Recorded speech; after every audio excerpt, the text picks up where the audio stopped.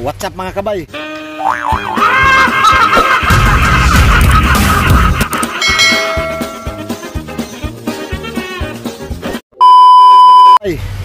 Welcome back to my channel. Ang inyong mga kabay, nagbabalik na naman. Ang topic natin sa araw na to, may ililipat tayong halaman mga kabay. Napakahalaga ang ating gagawin. Kasi ang gagamitin natin na mga kabay, kasi isa tong, di ko alam kung pilo to. Basta, mamaya pakita ko. Bibitinin ko muna kayo mga kabay. Siyempre ang gagamitin natin, hindi mawawala yung ordinary natin lupa. Tapos yung compost na mga dahon at saka sanga na naka-prepare na. Tapos yung kokopit. Tapos yung pagtamnan natin sa kanya, nabulol ako doon. Ito yung pagtamnan natin mga kabay. Kaya sa lahat ng mga plantito-plantita dyan, isang magandang umaga. Good morning, good morning. Nandito tayo sa Munting Garden. Yan. Yung Munting Garden natin. Tapos ito yung natin, coco pit. Tapos ito pang ilalim ko, di ko alam mga kabay kung ano to. Kukuha din ako nito. I don't know. English. Tapos yung natin, ano ba tawag niyan? Sobrang liit lang kasi ito mga kabay. Nahingi ko kasi ito dun sa kaibigan ko dito rin sa village. May garden din kasi sila. Siguro napanood yun na rin yung nag-vlog ako doon. Kung hindi sa reels, parang sa reels ko yata na-upload ba? Napakarami nilang mga halaman mga kabay. Yung posilum, yan. Yung lucky plant na halaman. Tapos siyempre yung mga Friends of Orange, Red Congo, Black Cardinal. Halos kumpleto sila mga kabay. Yan, ito siya. Pakita natin. I-review natin lahat mga kabay para makita nyo. Yan, kung sino yung interesado, lalong-lalo na yung mahilig talaga sa halaman ito. Grabe, malapit lang mga kabay, nandito lang sa village. Ito sila, dami mga kabay oh. Grabe, sobrang mga kabay. Yan, may mga aglo din sila. Yan, sobrang dami yan.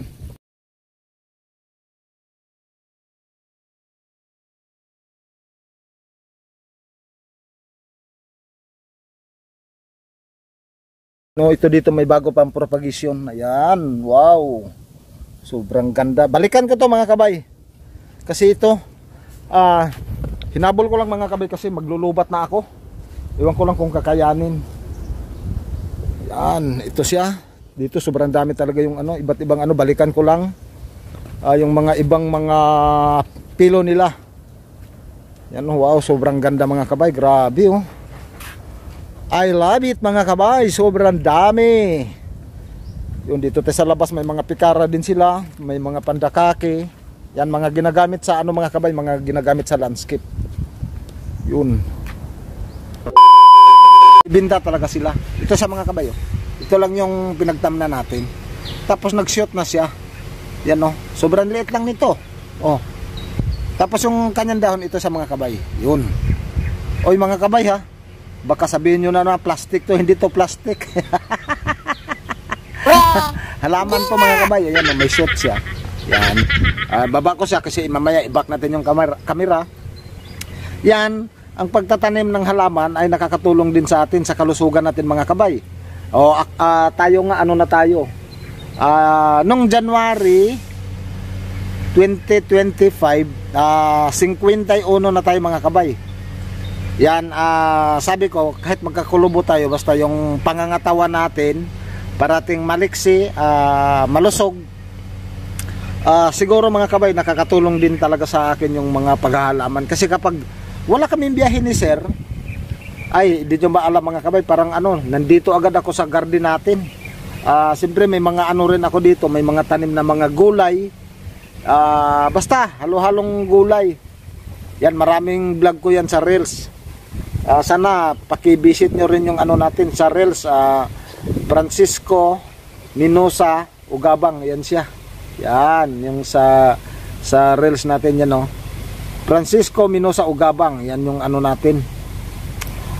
Doon pangalan. Tapos yun na nga. Nagkape pala ako. Kasi ang aga pa mga kabay, nagkape ako dito. Mamaya pa ako mag-ano kasi nagkataon kasi mga kabay na wala sila si sir, kaya sunod-sunod yung mga video ko ginawa. Nasa ano kasi sila sa ano bang tawag niyan kapag nasa bakasyon? Ano yun? Bakasyon na lang. Hindi ko alam talaga. Nakalimit ko. Hirap talaga mga kabay pagkano.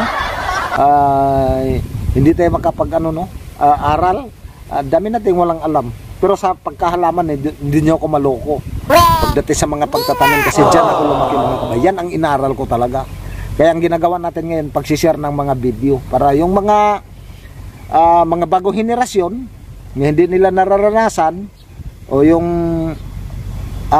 mga nasa syudad na hindi nila nakikita, na yung pagtatanim, hindi nila na-experience, at least makita nila mga kabay. Tsaka medyo matuwa sila kasi yung mga video naman natin medyo nakakaano rin, nakaka-excite, no? Kasi si mga kabay nyo tumatawa talaga pagka ano para ano sa ano ba edad. Okay, alright. Uy, sino yan? Tismusa talaga ako. Dito kasi mga kabay, ayun, no?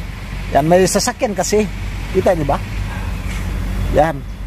Siyempre lahat dito mga kabay pinapansin natin. Okay, magkakapila ako, tapos back na natin yung camera. Balikan ko kayo. Ay mga kabay, huwag kayong alis dyan, kasi babalik ako. Hindi ako magtatagal. Takpan muna natin. Huwag talaga kayong aalis. Nagagalit ako. 5 minutes later. Ang gagawin natin, kukuha tayo dito. Yan, hindi natin lahatin mga kabay. Lagay natin sa ilalim para yung lupa hindi siya ano, hindi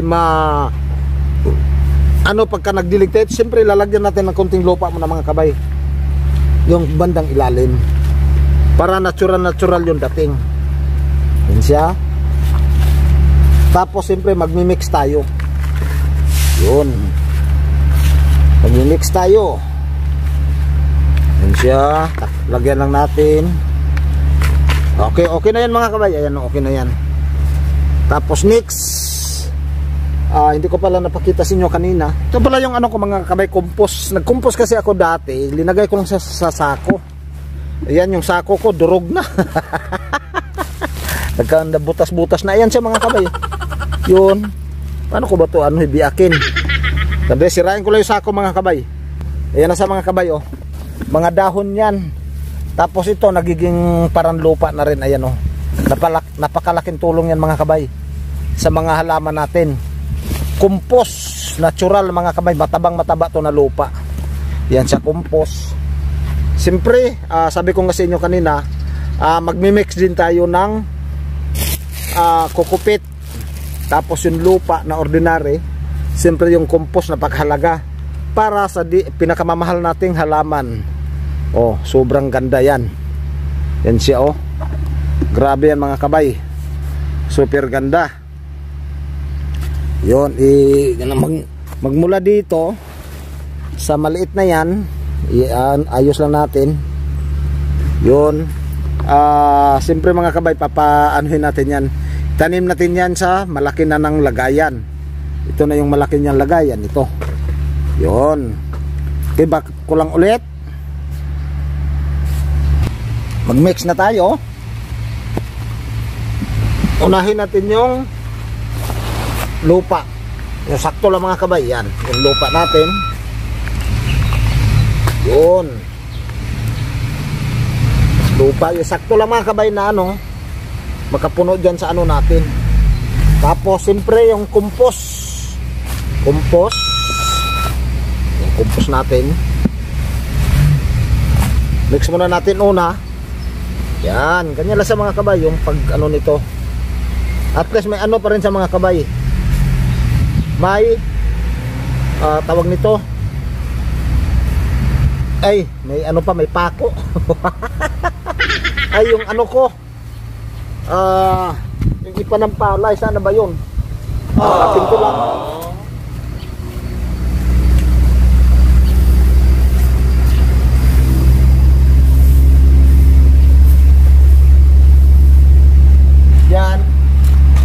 maglalagay tayo ng ipanampalay mga kabay. Ito sa akin mga kabay, 2 taon na to yung ipanampalay natin. Yan, lalagyan din natin mga kabay para magiging buhaghag.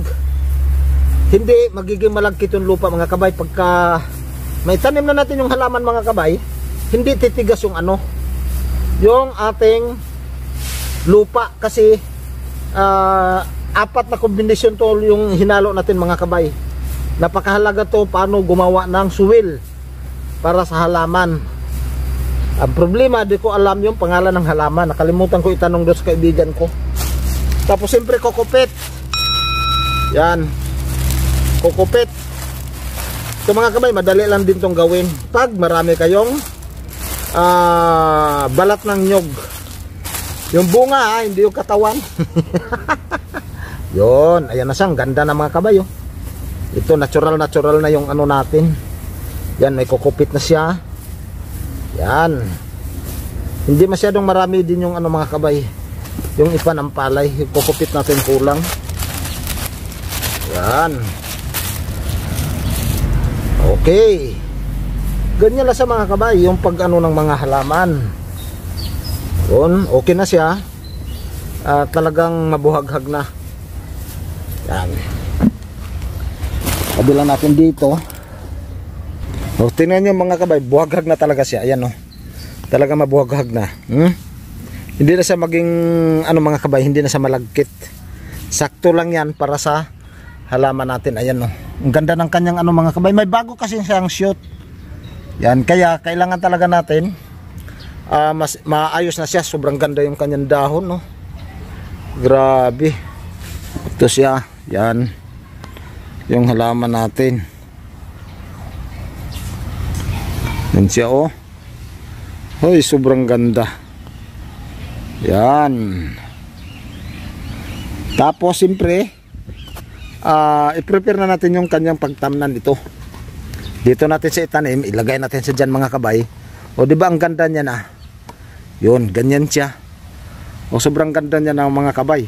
Pagka maitanim natin yan mamaya. Yun, ganun lang mga kabay ang paggawa ng mga ano halaman. Gagamit tayo ng compost. Ayan o, compost natin. Nabulok na nga yung sako. Tapos siyempre, kokopit. Tapos yung lupa natin na ordinary. Hindi mawawala talaga yan. Kasi mahalaga yan mga kabay.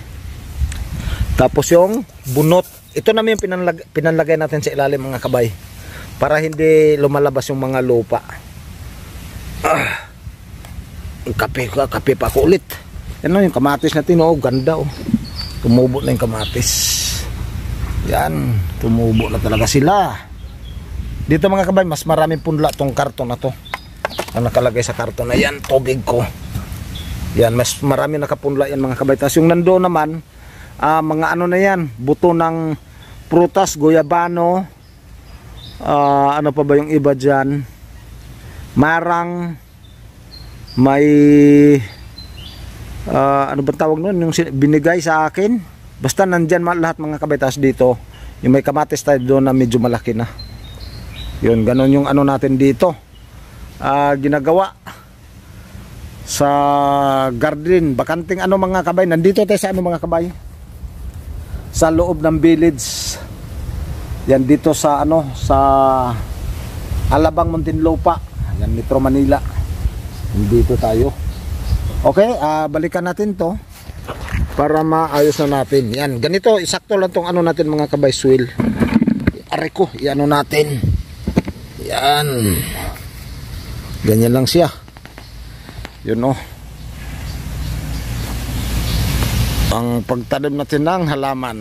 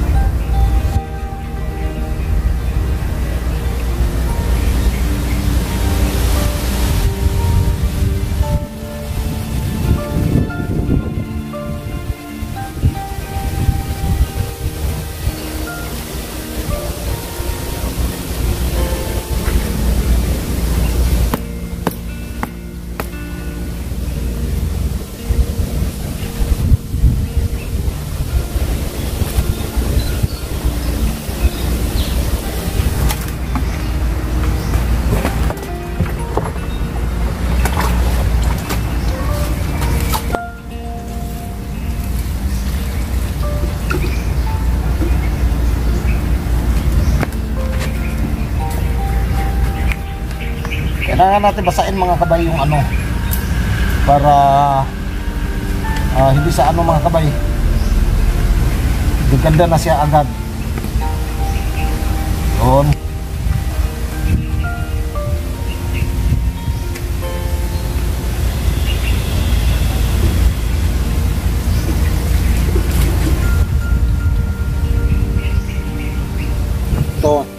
Pwede na natin sangkunin mga kabay para mailagay na natin yung halaman. Ano lang natin, palambutin na natin mga kabay ang kanyang ano lupa. Yan siya, palambutin lang natin. Yun. Uy, dami ng ugat. Ingatan na natin na huwag maputol para hindi ma-stress. Hindi natin tanggalin yung ano. Yun, dami niyang ugat mga kabay. Op. Yan ang importante mga kabay, na huwag mo na siyang maputulan ng ugat para hindi sa maano mga kabay, hindi sa ma-stress. Ayan no, grabe. Yan yung ugat ng mga kabay oh. Sobrang dami. Yun. So tatanggalin din natin to. Ayan no. Yan, ganyan lang sa mga kabay kaliit. Hugasan natin saglit.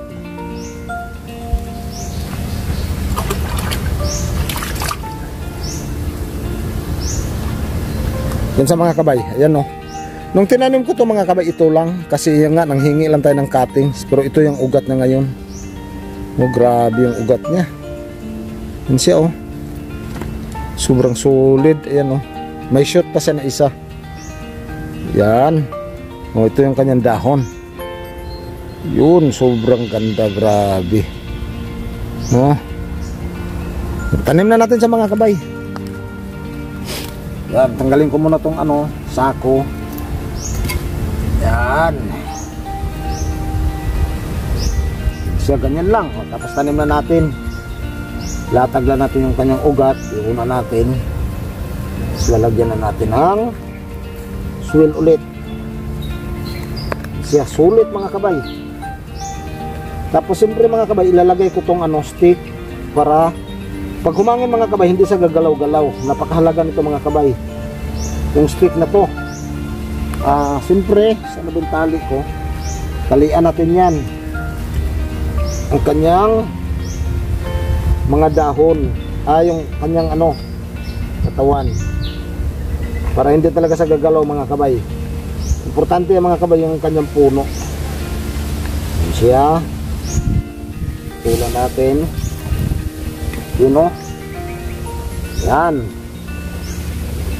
Tapos ito okay na siguro yan. O, ganyan na sa mga kabay. Dagdagan natin ulit ng soil. O, tapos ito ilagay natin to mga kabay dito sa bandang taas, para hindi sa agad-agad maano, tawag nito, matuyo yung kanyang ano,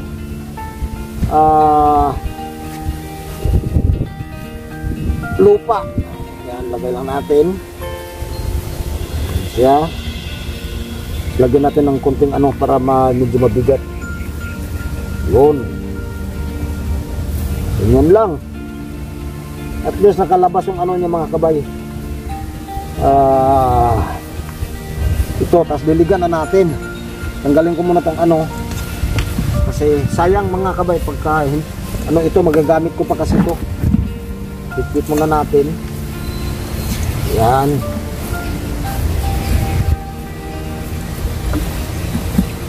Tapos ang ating soil siya. Diligan na natin mga kabay. Basahin natin yung kanyang mga dahon. Yun, yun. Yun na siya. Okay na. Yan, ganyan lang. Okay na sa mga kabay. Yun, maka-ano na yan, maka-recover na yan kaagad. Ganun lang siya kadali. Yan, okay na sa mga kabay. Yan, ang paghahalaman mga kabay, napakalaking tulong din sa atin kasi lalo kung marami tayong varieties, pagka nakabinta tayo, nakakatulong din sa ating pang-araw-araw na hanap buhay. Kaya sa lahat ng ano, sa lahat ng may mga garden, mabuhay talaga kayo kasi alam ko napakalaking tulong sa pamilya nyo. Ako kasi mga kabay, hindi pa ako makapag-start kasi hindi pa ako nakauwi ng probinsya. Kadahilanan mga kabay na medyo nagkanda utang-utang tayo, siyempre nagpapaaral tayo mga kabay. Kaya dito muna ako sa Manila, kahit mahirap, kahit malayo tayo sa pamilya natin, kailangan talaga natin magtiyaga bilang isang padre di pamilya, kasi ang hangad naman natin makapagtapos talaga sila. Okay, balikan na natin. Ito siya, sobrang ganda na mga kabayo. Yung halaman natin, yan ang ganda, grabe. Yan siya, kanyang dahon. Ganda ng pagkaano niya mga kabayo, yung puntik-puntik na puti. Akala mo pinting, akala mo pinting talaga siya. Ibang klaseng halaman to. Hindi ko lang, paki-comment lang din mga kabayo kung anong pangalan nito. Yan nga, ngayon lang ako rin nakakita nito, kaya nung nanghingi ako doon sa kaibigan ko, sabi ko ang ganda. Sobrang ganda niya. Yan, nailipat na natin siya. Tapos dito may shoot talaga siya na maliit. Ayan yan itong shoot na to. Yan, talagang mga kabay, sulit talaga. Tsaka ang ganda na ng kanyang mga kabay, pinagtamnan, tsaka malaki na rin siya. Hindi katulad dati. Ito lang tabi ba natin kung gaano kalaki. Yan, biruin mo. Tapos nailipat na natin sa malaki. Yan mga kabay, talagang lalago na sa mga kabay, kasi yung ugat nito makapag-wild na. Ang natin nito, magdilig-dilig na lang, tapos maglagay tayo ng yung fertilizer niya. Hindi ko pa alam mga kabay kung anong klaseng fertilizer ang ilalagay dito. Hindi yata pwede yung yung abono sa mga ganitong halaman. May nabibili naman siguro mga kabay. Okay, paano mga kabay, hanggang dito na lang yan. Maraming salamat sa patuloy niyo na pagsuporta sa channel natin. Sana wag niyo kalimutan na paki-likes, paki-share, tsaka paki-pindot yung notification bell mga kabay, para pag may mga bago tayong upload na video, parati kayo naka-update. Kita-kits sa sunod na mga video. Bye bye.